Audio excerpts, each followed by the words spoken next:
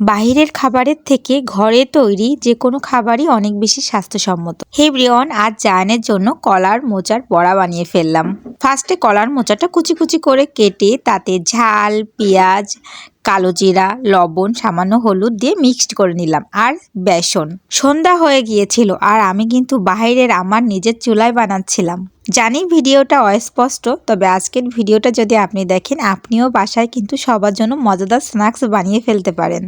এইদিকে কথা বলতে বলতে আমার সব উপকরণ কিন্তু মিক্সড করা হয়ে গিয়েছে এবং আমি চুলায় কড়াই বসিয়ে তাতে তেল দিয়ে দিলাম। তেলটাও অলমোস্ট গরম হয়ে গিয়েছে। এখন আমি ব্যাটারটা বড়ার মতো শেপে এনে ভাজতে শুরু করলাম। আর বরাবরের মতোই আমার পাশে বসে আছে আমার জায়ান বাবা। দেখুন কত সুন্দর লাগতেছিল। আসলে ভিডিওটা যদি দিনে করা যেত তাহলে অনেক ভালো লাগতো, কিন্তু রাত হয়ে গিয়েছে, অনেক বেশি অস্পষ্ট। যাই হোক, আজকের ভিডিওটা দেখবেন অ্যান্ড এই রকম সুন্দর মজাদার একটা স্ন্যাক্স আপনারাও বাসার সবার জন্য বানিয়ে ফেলতে পারবেন। আর হ্যাঁ, আমার মতো কি আপনাদেরও ভিডিওতে ভিউ কম হচ্ছে? কি কারণে বলুন তো ভিউ কম হয়? আসুন জেনে নেওয়া যাক। আর এদিকতে আমার বড়াটা ভাজতে রাখি।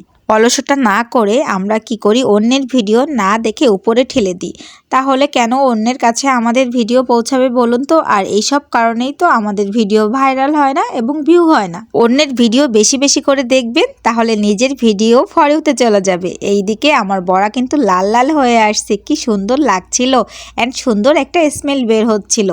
বড়াটা ভাজা পুরাই কমপ্লিট। এখন আমি তুলে নিচ্ছি। দেখুন কি সুন্দর দেখাচ্ছিল আর খেতেও কিন্তু অনেক বেশি মজা হয়েছিল। সন্ধ্যায় চায়ের সাথে এরকম স্ন্যাক্স থাকলে আর কি লাগে বলুন তো? আরও তো হেলদি।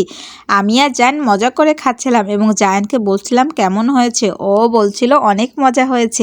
তো আজকের ভিডিও ভালো লাগলে অবশ্যই কিন্তু আপনারা বাসায় এটা ট্রাই করবেন এবং কেমন হয় অবশ্যই জানাবেন।